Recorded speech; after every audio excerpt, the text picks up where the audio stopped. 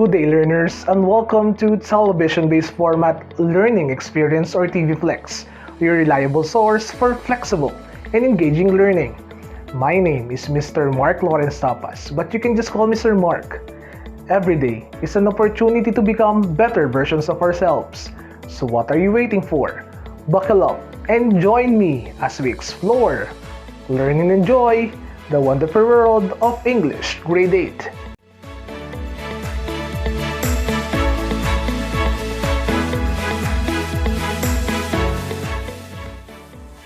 Hello there! After you have mastered the Most Essential Learning Competencies or MELCs for the second quarter, can you share one significant learning you had during our lessons last quarter? That sounds awesome! Looks like we're off to a great start. At this point, we will now move on and start our journey towards understanding the MELCs for the third quarter. For our first TBFLEx episode, you are expected to learn how to examine authors' biases and categorize them whether they are for or against concepts or ideas.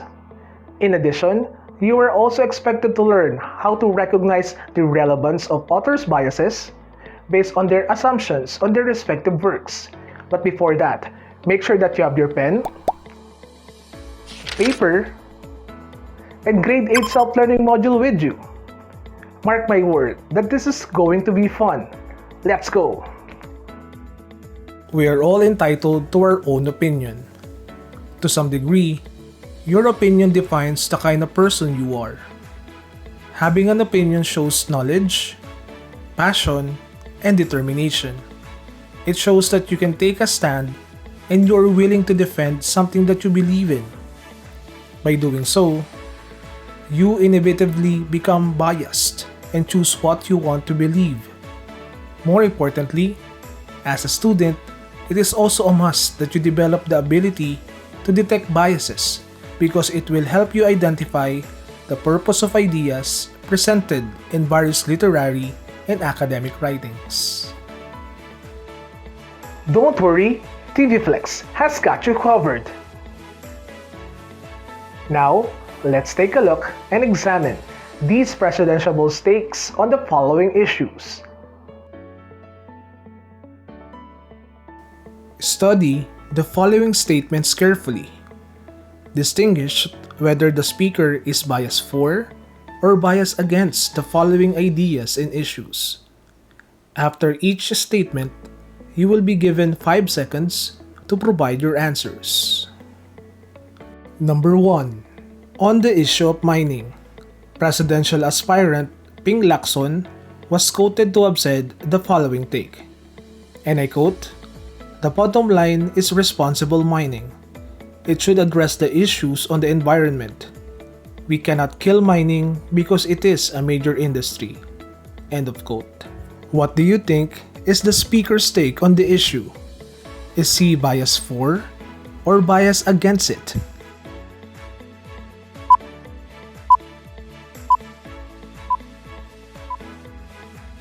Number 2.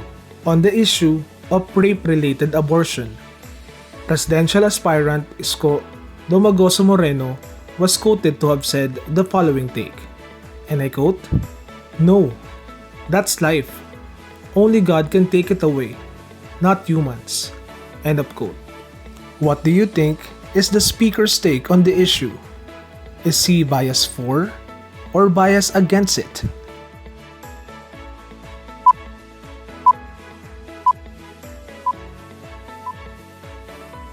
Number 3.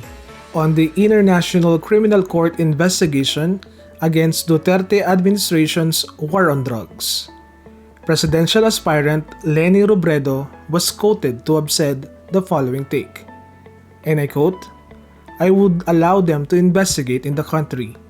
I would be very transparent. If we're not hiding anything, we don't need to be afraid." End of quote. What do you think is the speaker's take on the issue?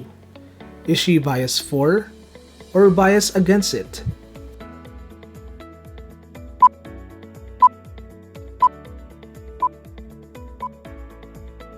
Number 4. on the proposed tightening of the Constitution's presidential qualification. Presidential aspirant Bongbong Marcos was quoted to have said the following take, and I quote, "Anyone should be allowed to be the president." End of quote. What do you think is the speaker's take on the issue? Is he biased for or biased against it?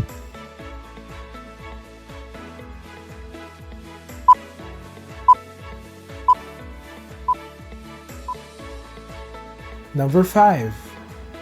On the issue of same-sex marriage, presidential aspirant Manny Pacquiao was quoted to have said the following take, and I quote, "Unfavorable, our faith lies in Christ, so we should abide by His will." End of quote. What do you think is the speaker's take on the issue? Is he biased for or biased against it?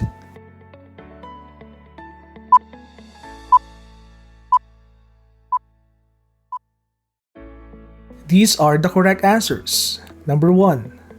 Ping Lacson is biased for mining to continue. Number 2. Isko Dumagoso Moreno is biased against rape-related abortion. Number 3.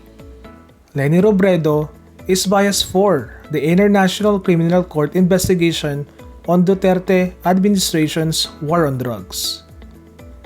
Number 4. Bongbong Marcos is biased against the proposed tightening of presidential qualifications. And number 5, Manny Pacquiao is biased against same-sex marriage. Did you get the answers correctly? Way to go!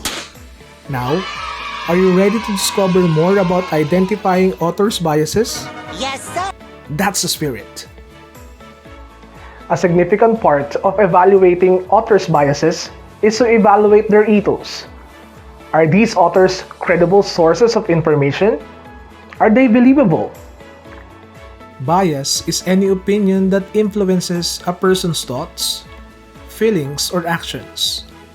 According to Oxford Languages, a bias is prejudice in favor of or against one thing, person, or group compared with another, usually in a way considered to be unfair. Specifically, an author shows bias by leaving out information or altering facts to force readers to take certain opinions on a subject matter or to force them to take certain actions. Critical reading suggests that readers must have the ability to recognize these biases. An author or speaker can be bias against something, or lean negatively against it, or have a bias for or toward something, which means lean favorably or positively toward it. For example, this is a quote from Camille Paglia, an American feminist, academic, and social critic, and I quote, "Men have sacrificed and crippled themselves physically and emotionally to feed, house, and protect women and children. None of their pain or achievement is registered in feminist rhetoric, which portrays men as oppressive and callous exploiters." End of quote. In this example, the author is biased for gender equality. On the other hand, the author is biased against the thinking which describes men as oppressive and reckless exploiters. To recognize bias, one must consider the following. Number 1. Look for loaded words. These words are filled with emotions, either positive or negative, and can reveal the author's opinion about the topic. For example, reading for pleasure is a waste of time. People who spend hours on reading don't get to live in the real world. They don't really learn anything that is useful about dealing with everyday people and problems. In addition, this type of reading is typically bland and boring. From this example, which words and phrases are charged with emotions? Exactly. Words and phrases such as waste of time, don't really learn anything, bland, and boring give you an idea about the author's take on the topic. Meaning to say, they imply the author's bias. If that is the case, what do you think is the author's bias on the topic? Is it for or against? Yes, the author is biased against reading for pleasure. Did you get the correct answer? Way to go! Number 2. Watch out for stereotypes. This happens when an author labels an entire group. Or, this happens when an author gives out overgeneralized belief about a particular group of people. For example, women are better than men in so many ways. Whether at home or at work, women always excel. In fact, there is almost nothing that women cannot do better than men. On what stereotype does the author show bias? Yes, exactly. In this example, the author subscribes to the idea that women are better than men. If that's so, what do you think is the author's bias on the topic? Is it for or against? Exactly. The author is biased for the idea which claims that women are better than men. Did you get the correct answer? That's fantastic! Number 3. Notice vague language or generalization. This happens when an author does not use specific language or words. For example, online learning has many benefits. Learners who have gadgets with internet access learn better than learners who only use modules. The internet is expensive though. Did the author show an unclear generalization? Which does the author prefer? Online or modular learning? Yes, I agree. Though the author seemingly prefer online over modular learning, by not providing direct and definitive arguments, it led to vague and confusing generalizations. If that is the case, what do you think is the author's bias on the topic? Is it for or against? Yup, you're right. The author is biased for online learning. Did you get the correct answer? You're on the right track. Lastly, look for one-sided arguments. This happens when the author presents only one side of the argument. For example, many Filipinos disagree with Department of Education Secretary Leonor Briones on the opening of classes this year. They claim that the lives of everyone will be placed at risk once classes resume. Because of the threat of the COVID-19 virus, many people are suggesting to further postpone the opening of classes. Did the author provide one-sided arguments? Yes, you're correct. It failed to present the other side of the story by not including the side of the Department of Education.